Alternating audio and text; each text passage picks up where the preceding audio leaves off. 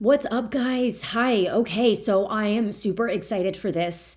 I got the opportunity to sit down and chat with Debbie, the woman behind the Shine for Autumn Act.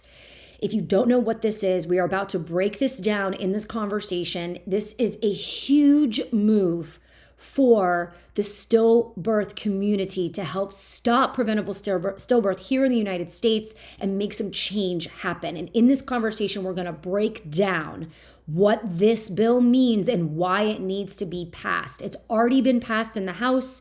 Now we got to get it passed in the Senate, and we are so close. This hits really home. This hits home for me, you guys. You know, my beautiful son Brody died at full term and was stillborn just a few months ago with little to no care from anybody on what happened to him. And after the fact, I found out what happened and how I was so not educated, and neither were the people and the professionals around me. And this all needs to stop. When I went to go research about it, there wasn't much out there. So we are going to talk about what this bill is going to do, how important it is, and how you can get involved. And you don't even have to be a lost parent. Anybody you know can get involved and try to make some change happen. We are so close. So get a pen. Let's go. You're going to love hearing from Debbie. She's going to talk about her beautiful baby, Autumn, who is the inspiration behind this bill. She's been working on this for 10 years, you guys, and is so close. And she needs our help. She needs the help for us and for our babies. So here we go. It's short. Get a pen, take some notes. At the end of it, I'm going to break it down a little bit more and go over just a bit more detail of what we discussed and what this bill means. All right, here we go.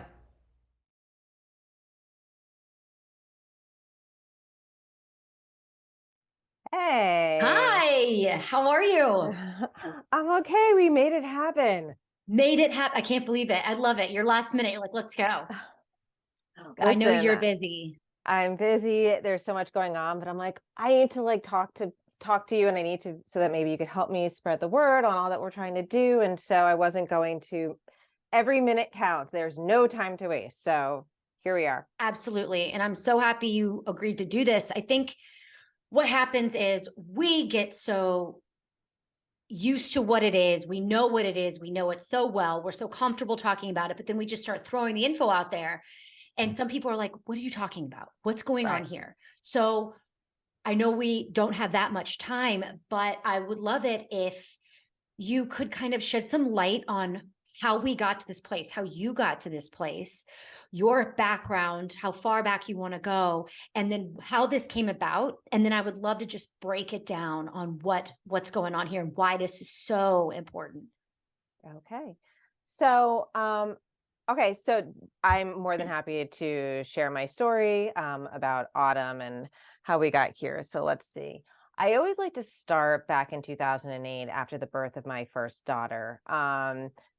Perfectly textbook healthy pregnancy, full term. She arrived. Everything was awesome. I went home with her, and over the course of the week, I started to feel really sick.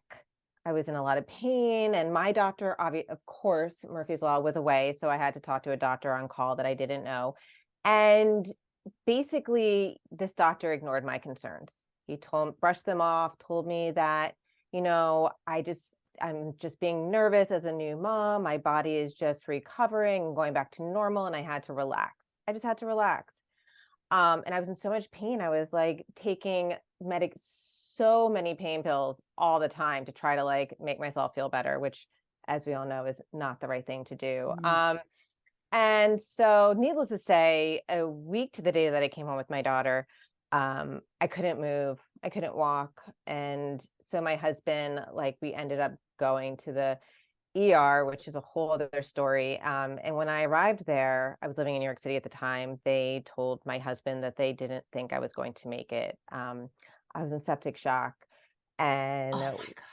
I had contracted a late presentation of Group B strep. And What? so, and my doctor came when I was laboring. My doctor came in and was like, "Did we ever test you for this?" And I was like, "I'm in the middle of labor. I have no idea. You're the doctor." And he's like, and I loved him. He was the nicest man. He's like, "Let's just treat you like you have it." And I was like, "Okay, what do I know?" And so thankfully he did, because it saved my daughter. but it wasn't enough to save me, the antibiotics that they give you. And I learned when I gave birth to my daughter, Maya, in 2008, only 10 years before they started testing for group B strep, so many women and babies were dying that they decided to make it part of like protocol for when you're pregnant. Wow. I didn't know that. So it was still kind of not on everyone's radar. It was still considered new 10 years after, like, from the Yeah. beginning of testing. So anyhow, thankfully for modern medicine, they were able to figure it out. But like, it was very, very touch and go. And by the time that my doctor came back and visited me in the hospital, he was like, if you stayed home another day, you'd be dead. I was that sick. And so I had a new baby at home and I wanted to go home. So they gave me a PICC line a week later to go home with this medication that I needed. And I was like, remember saying to the person who is, performing the procedure about blood clots and PICC lines. And she's like, that doesn't really happen. And I was like, are you sure? I'm like, I feel like I've heard that you could get blood clots from PICC lines. And so needless to say, I went home, had a visiting nurse service helping me with medication, whatever. A week in, I was like, my arm really hurts. Like something is really wrong. We go in, I have a blood clot, like in my neck on its way to my brain. So, but it's fine. They catch it. I take medication. I survived. I had my daughter. I wasn't going to harp on it. Right. And Right. everyone's like, all my friends are like, and we were one of the first of our friends to have kids. Are like, oh my God, are you going to do that again? Like that was like some serious business you'd been through. And I was like, yeah, no, we're going to do it again. I'm fine. She's fine. It'll be okay. And when she was a year old, I suffered my first miscarriage. Mm. Unexpected, didn't even know I was pregnant. But I was able to make peace with it because I had a really hard year of recovery after everything that I had just been through. So the following year, I got pregnant again and I, you know, was spotting and I ended up going on 2 weeks of bed rest and like we had just moved, so I couldn't see my doctors. It was very complicated. Needless to say, bomb went off and I suffered my second miscarriage, which landed me in an ambulance in the ER and all sorts of stuff. And it was a bad scene. But again, as traumatic as that was, and my experience in the ER was, I kind of felt at that point like I've seen it all. Like, and I Mhm. never was like a 1%er up Mhm. until that point. But I felt like I'd paid my dues to the fertility gods and like whatever moved forward, whatever happened Mhm. moving forward, I would be okay. And so following year, fourth year, 4 years later, I was pregnant again. And I made it through my first trimester and I felt like we were in for smooth sailing. And I dropped my daughter off at day camp and I go to my OB for a routine second trimester checkup and they couldn't detect her heartbeat. Mhm. And as I know you and anyone else who's watching this knows, it's just one of the most traumatic, horrific things you could ever hear. Mhm. And I don't know, just the best way that I describe it is it was like a switch went off for Mhm. me. Like, and I've never been the same ever since. And, my doctors led me to believe that her, losing Autumn was as rare as being struck by lightning. And this was Mhm. in 2011. I mean, and yeah, 2011, sorry. And I learned after that that was not the case. I mean, like I did research. I mean, I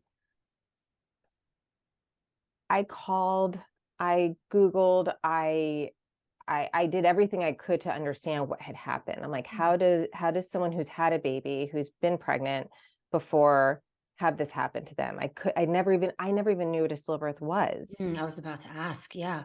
No, I mean, and I've been through some serious, part of my French, but I've been through some serious shit. Like I was like, I've been like any sort of maternal health complication that you could have. Like I'd seen it, and my doctors were like, this never happens. You're just one of the unlucky ones. And, it's rare. So, it will be okay next time around. And I was like, I started to try to understand what had happened. I'm like, how does this happen? And I'm Googling, I'm calling, I'm meeting with people. And I finally understand that tens of thousands of babies are dying every year in this country. And like, no one was doing anything about it. And that my doctors, who I really respected and trust and had really good reputations, were telling me that it was rare and that these things don't happen. And when I learned in 2011, it was like 25,000 babies. I was like, well, like, hold up. Like if they don't know, we have like a problem. I'm like, and so I started to write about it, and I started caught the attention of some people, and I spoke at conferences, and one of my op-eds got the attention of the Senate Majority Leader here in New Jersey, where I live, and she approached me about working on legislation Mm. to, improve conditions in hospitals, because I won't bore you with the details now, but like some stuff went down in the hospital in the way in which I was treated, and I was like, Oh, I no believe one. it. I mean, I hate that. it is, well, since you clearly you have an experience, so let me just say this, is that when I lost her and I was in a significant amount of pain, and all the doctors were concerned that maybe it was another infection, the hospital psychiatrist came to see me, and he said to me, he was like, "Do you think the pain you're feeling is psychosomatic?" Okay, everybody knows that I want to throw things every episode. I'm gonna throw something. Did So did he really? he came in, and I clearly let him know how I felt about that. And so then I was discharged like a couple of days later. And then I was readmitted because I spiked a fever at home. But when I was readmitted to the hospital, I was on like a general floor. No one knew who I was. And I was having, like, as you could imagine, like a really tough time. And I was like, can I have some medication? I need anxiety medication. Like, I'm laying here alone in this room at the same hospital. They had just delivered my daughter, and I can't do this. Um, and so they're like, well, you have to see, like, hospital psychiatrist for that. And I was like, okay, whatever. Same guy walks in, Oh no. Damn. and the first words out of his mouth are, he's like, wait, I know you. Aren't you breastfeeding? He's This like, I see you on anxiety medication, but aren't you breastfeeding? And I was I like, have no words for this fella. so it it was all of these things that like It's a lot pulled of things. together, like all the things that happened before autumn and then after autumn, that made me really mad. I was Mm. pissed.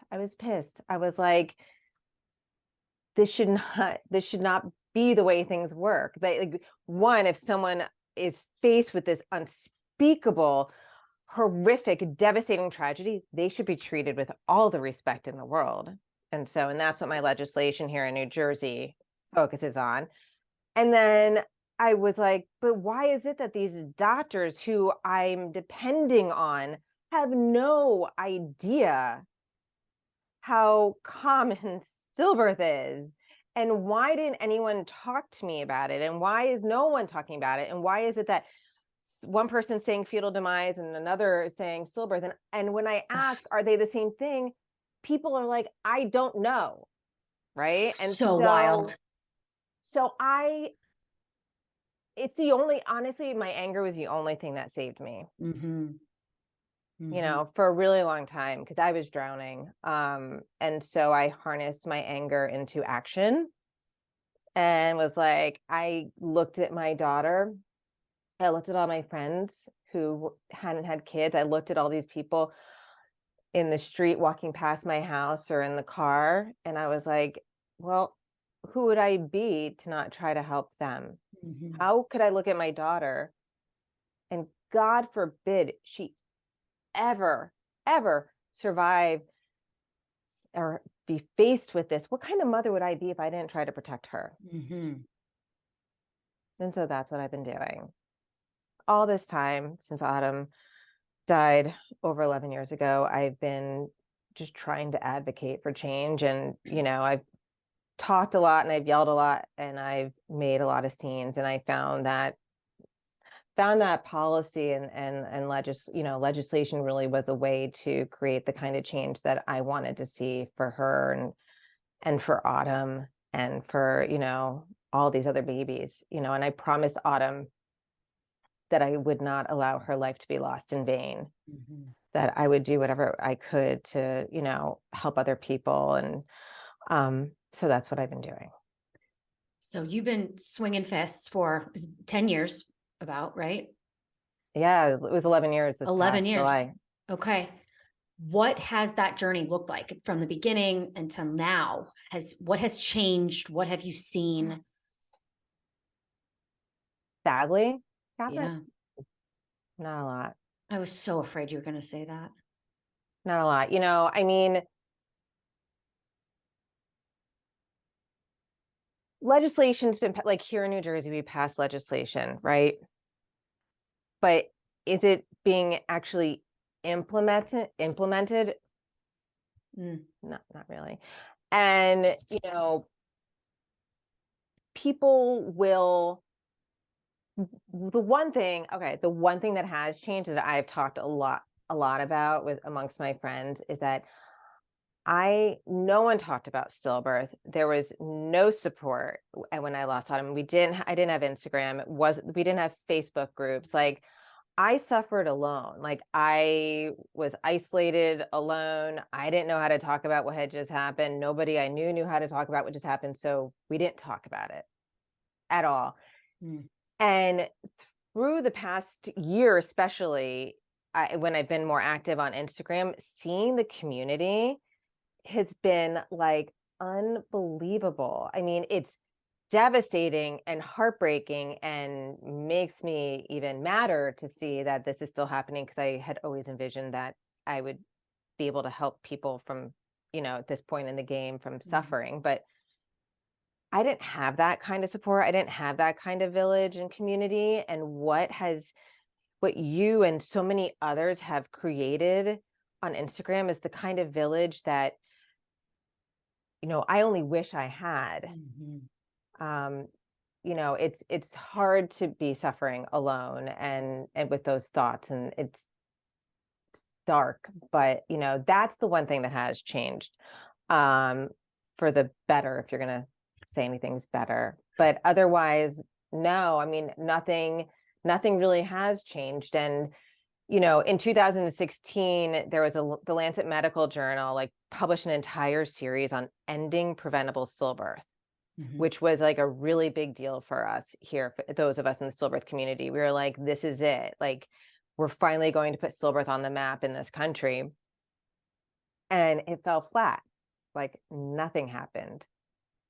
And it highlighted how the US was lagging seriously behind all these other countries. And I was fortunate enough to be part of a conversation with decision makers in Washington, D.C. to discuss the entire series. And basically what was said is, they acknowledged what other countries were doing and that they appreciated the work, and that, however, us being the United States of America, weren't in a position to, this was very eye-opening for me. They weren't in the position to use the data that is collected outside of the US, because, we're the United States of America, different population, different makeup. And so we would need to do it on our own. But however, we didn't have the resources to do the work to make the life-saving recommendations that we need. Yet And we so, probably did for other causes and other things, but just not this one. Yeah. Absolutely. I mean, you could go to the NICHD and look at a whole list of all the diseases that are being studied and funded. And stillbirth is not one of them. And so it was because of that conversation that I decided to pursue additional legislation with the Stillbirth Health Improvement and Education for Autumn Act, which I will say it started off as the Shine Act, and I'll go into what it's about in a second. But I just want to say, like, when the bill was about to be introduced, the bill sponsors in the House approached me and asked if they could add Autumn's name to it. Oh, wow. And so, this whole journey started just as the Shine Act. And like the day before the bill dropped in the House, they were like, we'd like to honor her and, Hmm. add her name. And I was like, it's the nicest thing, someone's done for me in a long time. Yeah. So anyhow, basically the Shine for Autumn Act, what it does is address the issues that we need to address in this country that other countries were doing, but we couldn't use their data. And that's improving the data collection. It's creating a education and awareness program, and it's going to create or establish a perinatal pathology fellowship. And those are three things, because without consistent and concise data, we can't begin to understand Mm-mm. why babies are dying or what we need to do. And without research, we're not going to be able to make the recommendations that Mhm. need to be made.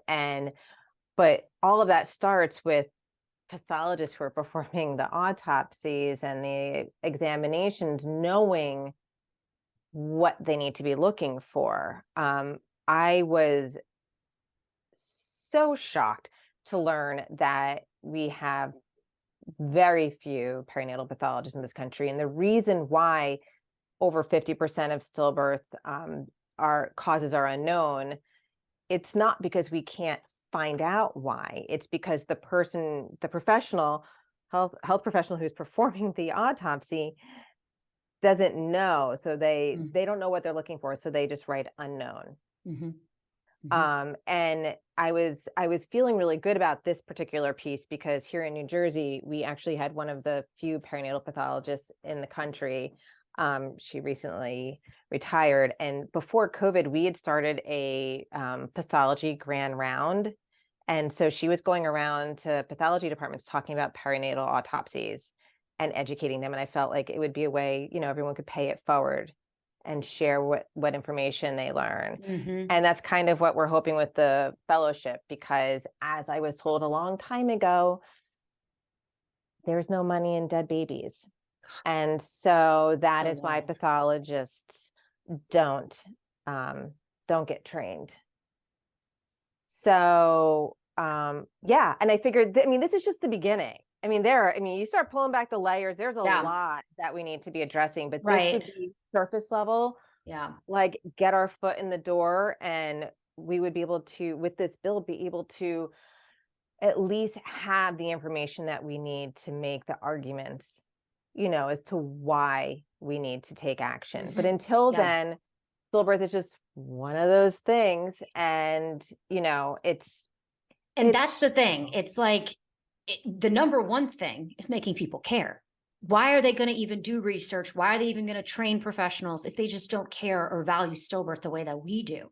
So getting through the door and saying, this is the act that I've created because this is something that we need to talk about. And otherwise they're like, oh, it's no big deal, because I know pretty much every single mother that I've spoken to whose baby died was looked at and was like, freak accident, not a big deal. Once in a, you got struck by lightning, it won't happen again. Let's move on. You can try again in just a few months. And it's kind of crazy because I partially expected somebody to be standing next to me, next to the doctor when I delivered, to immediately start investigating what was going on in there, taking a look at the placenta immediately, because, blood clots wash away. If they saw any, just have an interest in finding out what happened. And that's the part that's been really frustrating. There's been no follow-ups after the death. There's been nothing to just say, let's find out what happened. If anybody dropped dead, you would have an investigation as to what happened to them. That's not the thing. So you even just presenting this is like banging down the door. I know when we met with Ossoff's office here in Georgia, the look on the person's face when we were talking to her was like deer in headlights. Zero idea, not only that this was a thing, but that it was such a huge thing that was so monumentally life-changing. She didn't have any words for it. And I'm sure you've been seeing that a lot as you start to have this conversation, right? mm-hmm. I've been having these constituent calls for months now, and it's interesting. 99% of the staff don't know what it is, but there's been 1% where they are like, I have a friend or I have family who've Really? been impacted. Yeah. Or recently I had a call with a staffer. I mean, he teared up. His wife was I mean, they're young. His wife is pregnant and they're due to have their baby in December. And I think he was like, "Oh my God." Mhm. And I was like, none of us thought that this could happen to us. This is the kind of thing that you look at something this horrible, you're like, "Oh, that happens to other people. That's not gonna happen to Mhm. me," until it happens to you and you're like, or someone you know, that you really get it. One of the things that always makes me insane is that, like, I use this stat, like if a 747 were to crash every week for a year, the number of deaths would still be less than the number of stillborn babies Mm. that are born every year. But can you imagine a world where planes were falling out of the sky and plane loads of people were dying every week and no one was doing anything? Mm-mm. That's what gets me. Mhm. Mhm. I'm like, it's so simple, and it's not just, I mean, it's about the babies, but it's about the moms. Like, I mean, Mm. like, what, what could potentially be wrong? I think people look at stillbirth as just a very laser focused. It's just about the baby, but no one ever asks, like, could it be something to do with the mom? I mean, we're Mm. talking about maternal mortality. It should be rolled into the maternal mortality question, the maternal morbidity question. I mean, women are at such higher risk if they Mhm. lose a baby to stillbirth, and yet no one talks about it. People try to sweep it under the rug, and it's the reason why it's not getting the attention that it needs. It's because no one is making it mandatory, and Mhm. making it a priority. Really, it's not a priority, but if we get legislation passed like Mhm. Shine, Mhm. And you're close, a right? I priority. mean, December 9th. This is the big push, right? So the bill passed the House Mhm. almost unanimously. It's going to be a year on Thursday, the 8th, which is crazy to me. um And so we've added 12 new bipartisan co-sponsors, and people seem to be talking about it a lot. But I mean, the reality is there's a lot of competing priorities. There are so many bills out there, but I do know that it still does have a seat at the table. Had a call today where I was told by someone who was like, "We're hearing from your moms. Everyone's hearing about it. People are talking about it. Like, keep it going." So, I'll be in DC next week. I think there's talk that by the 9th, they'll have a better idea of like what's going to be included in this expected end of year package if we get it. Mhm. But no decisions I heard today are going to be made until, like, later in the month. So, but the idea is like we need to be pushing forward, like no time to rest. We Mhm. have to keep the momentum building and the pressure going on these Senate offices. They need to hear from their constituents, which is really interesting. In the House, I did all the work, but like in the Senate, they really want to hear from their constituents, Mm. and they want to hear what their concerns are, and they want to hear what it is that is a priority to them. And so that's why the constituent calls that I've been organizing, and that's why, this whole new, campaign to like call your Senate member's office or to message through the website is so critical, because those calls are logged. They want to hear from their constituents as many times as they can about the Shine for Autumn Act and Mhm. about why stillbirth is an issue that we can no longer ignore. We Mhm. can't. And, there, like I said, like, the Instagram has like one of the most amazing, fierce and loyal and committed group of women I've ever seen fighting Mhm. for their babies. And like, if I could just harness that and be like, can like, and everyone understand that the end is near, and like if the bill doesn't pass this year, like we're starting completely back at scratch. Like, the bill's House sponsors are retiring, so I have to find new sponsors in the House, and it would Well, Let's not get it be. done. Let's go. What do we need to do? I've had people ask me, can they physically show up on the stairs of some place? Like what can we do now? And I think everyone needs to also realize you don't have to be a lost parent to do this. It could be No. anybody connected because your family knows how awful this is. You can even get your healthcare providers involved if you wanted to. But you don't So even have to be connected. That's the thing. If yeah, you have a friend, I guess if you're somebody's a friend, or if you know some, I guess anyhow, if you know somebody, because clearly you're only being asked by someone who's experienced this, I take it back. Or it could be a fit, whatever it is. It could be anybody. That's the thing. yeah. Anybody. We have a script. So what people need to do. Okay, here we are. So now I'm excited. Now I'm like, all right.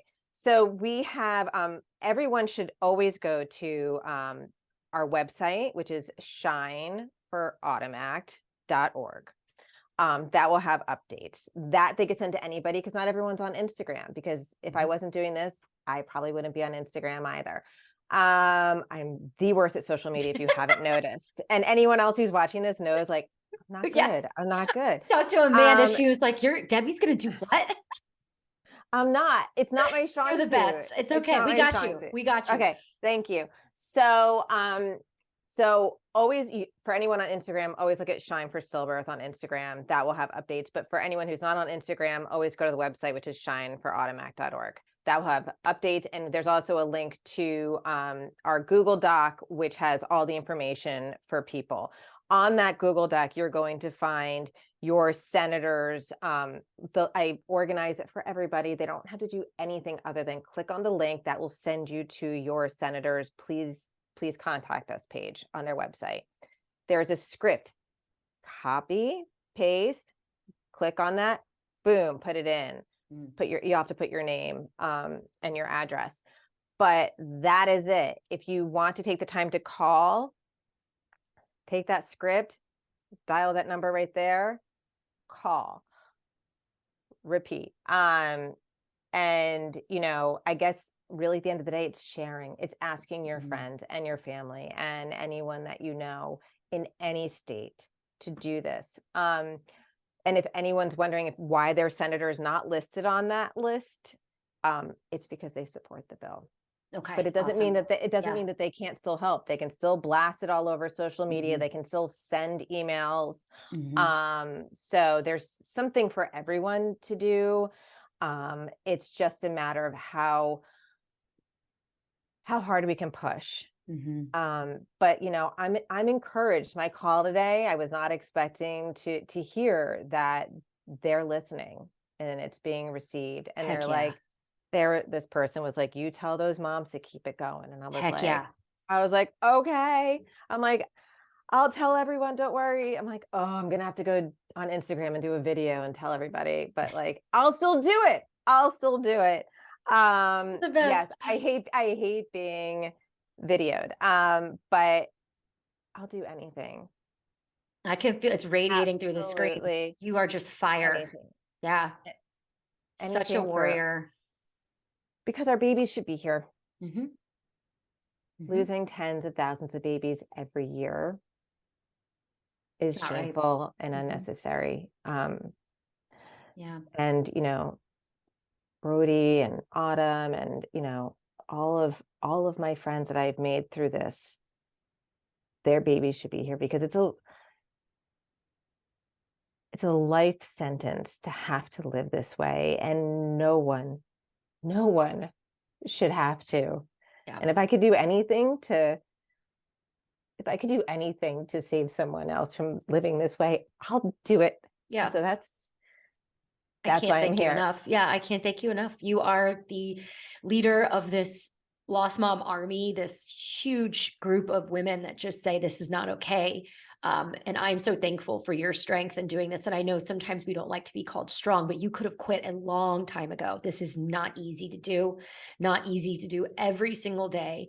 You can get angry a lot. You can get frustrated and you're putting yourself through this, and we're also thankful for that. And I think that's why we're trying to work so hard to make sure this happens for you. And I'm confident, I think we can, and I am going to do everything I can to get this out there. And Thank you. please don't stop. Don't ever stop. You can't, we come this far, right? Thank you. Yeah. And I just want to correct you. You said, do this for me. do this for all of us. Mm-hmm. Do this for all of our babies. This is not a me thing. This is and trust me, I have threatened to quit probably a solid 20 times over the Yeah. past year because I've made such major sacrifices and have not been present for my family and my friends or myself, my own health. But like, how can I not keep going? Mm-hmm. You know, like how could I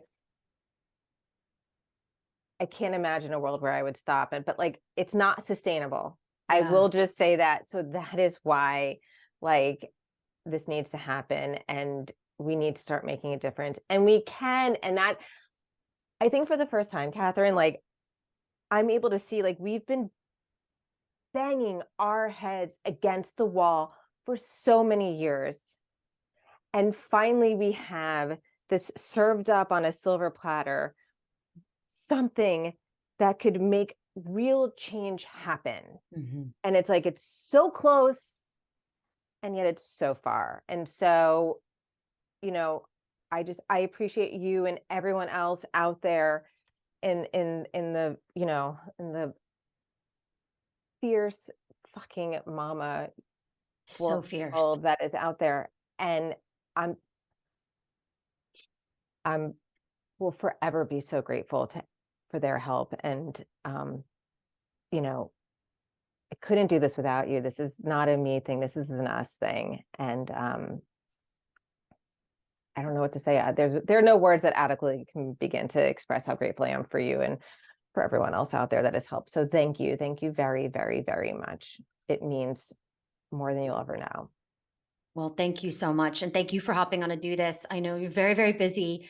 I'm going to link everything that you said in the descriptions and make sure all this information gets out. And we're under a deadline, right? This needs to happen now. Yes. Oh wait, Yeah. I forgot one other thing. I need Okay.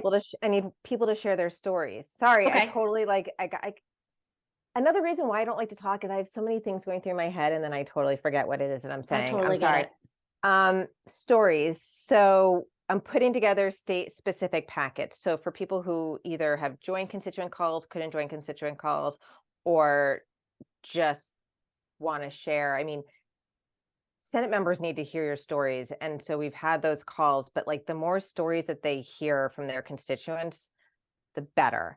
And so we actually created just today, thanks to Anna Vick, and to Christina, we created a form where people can click on it, and I will send it to you so you have it, so you can post it. And I think we Okay. actually have it on our link tree in our bio.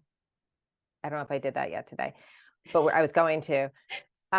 That's super easy. And if you want, people can still just write their whole email, I'm sorry, send their whole story to Shine, number 4, stillbirth at Gmail. I'll take those. But for people who want to write their story, but like I've heard people tell me, like, I just don't have the energy. I can't.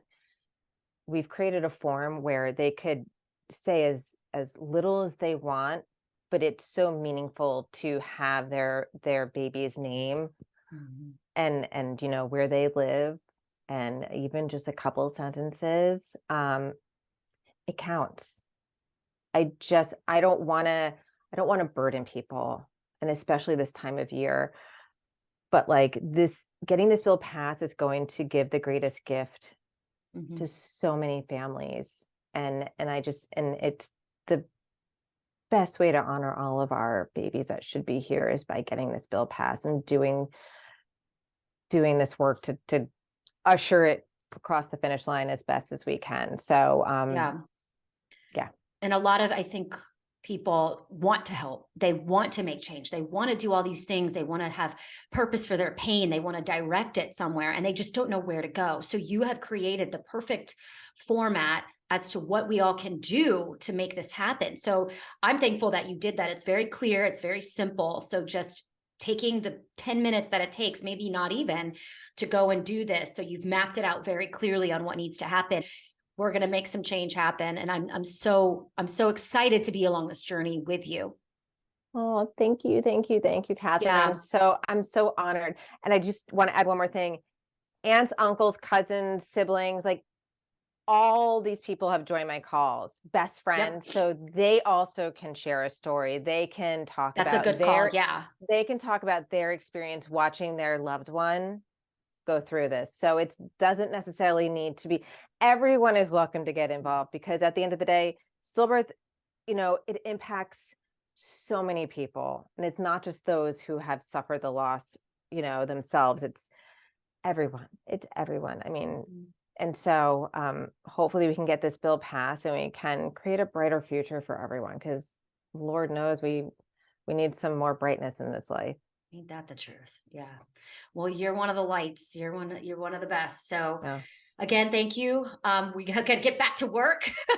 Yeah, I know. I was like, I could give you 20 or 30 minutes. I'm sorry, I totally rambled. But thank No, you, no, thank you, no. I thank you, could go thank 2 hours, but you don't have it. I know it. But keep it coming. I'm around if you want to do more, anything that you want to do.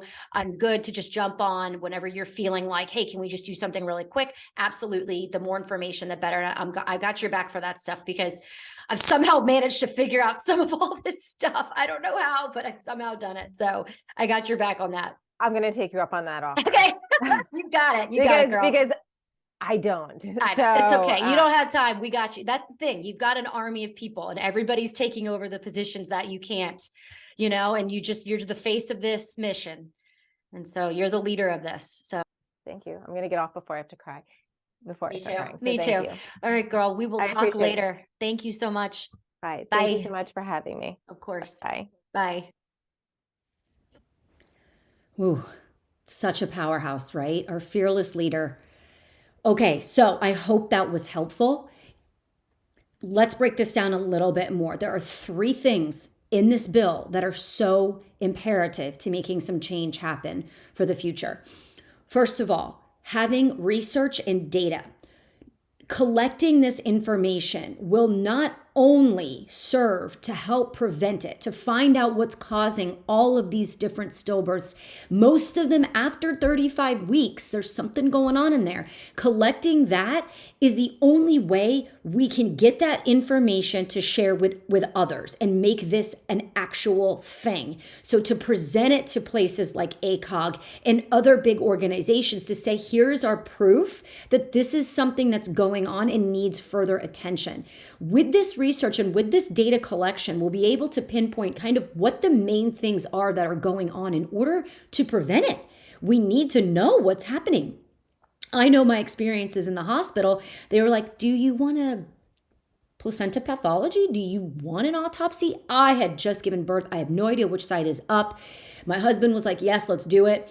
I was like, I wanted to know what happened to my son, and I said yes, but it feels like it needed to be a little bit more of a conversation when I was a little clearer. So making sure that we can collect this data, that people care what happened, that people are like, hey, something was wrong, and it wasn't a freak accident. A lot of us were told it was a freak accident. A lot of us said it was like getting struck by lightning. No, there's way too many of us for that. And there are trends that are happening. So we need that data collection and the research to happen. 2, education. Not even just for us, but for our healthcare professionals. It looks like they really just don't know. I asked several times about his movement, his movement. It was weird. It was different. It was inconsistent. And towards the end there, it was slowing down. I was told that he was running out of space. It was almost time to deliver. I was told, hey, if you don't feel anything, 3 to 6 hours, you should feel about 10 kicks, but that should be fine. It's completely inaccurate. We really did not talk about fetal movement, which is huge, and majority of the stillbirths could have been prevented if the mother just knew what to be looking for and that this was a big thing. There's a lot of misinformation out there as well. We need more education on the placenta. We should be monitoring this placenta. We should be monitoring what's going on with it and measuring it. It's so important. It's the lifeline of the baby. Brody had a small placenta. I did not know. And that contributed to what happened to him, to his death, and to a lot of babies' deaths. We need to educate on grief. We need to educate on how to handle these conversations and how to educate these mothers, not even just before the death, but even after for the next birth. Lots of different things that need to be educated on. And it's really important that we get that done so that we can help stop these preventable stillbirths, these preventable deaths. And then the third one is having perinatal specialists being able to read the reports. Yes, we want to try to get data and we want to get research and we want to get numbers collected, but we need people to be able to read them. It's very, very clear that in a lot of these situations, especially with placenta pathology and especially with the autopsies, that the person reading them really doesn't even know what they're looking for. They don't really know what any of it means. I know that mine was listed as completely normal test results and Brody was perfect. And it states right there that he had a smaller placenta, and there was absolutely no red flag to whoever read it and whoever did it that that was an issue, and that was probably associated with his death. So we need people to be educated and to be able to read these reports in order to be able to help decipher what they mean. Very, very important stuff, you guys. Again, this is passed in the House. We're trying to get it passed in the Senate. You need to go to the website, which I am going to link in the description of this video. Click on that, go in and find your state. There is a template for you to email or call your senator's office. You can do this. Your partner can do this. Your family, your friends, anybody can do this as long as they have this template and they know what to do. You can send this all over to them. They can send it in. The more, the better. We have to get this passed. This has been many, many, many years in the making. And if it does not get passed, it's starting all over again. We're doing this for us. We're doing this for our babies. And we're doing this for all future families to never have to deal with what we're going through right now, you guys. So you can reach out to me if you have any questions. You can comment on this video if you have questions. I can also relay those to Debbie if you have questions. I'll put Debbie's information as well for you to reach out to her. This is go time, you guys. And the only people that can do this is us. So I hope this was super helpful. If you still need any further clarification, please reach out. But I'm going to link everything at the bottom here so that you guys have a clear-cut plan of action on what to do. All right? So let's go get them. This is the Lost Mom Army. This is what we do. It's power in numbers. And you guys are so incredible. You're such amazing mothers to your babies that are gone. And let's not stop now and let's keep this going. All right? Here we go, Lost Moms.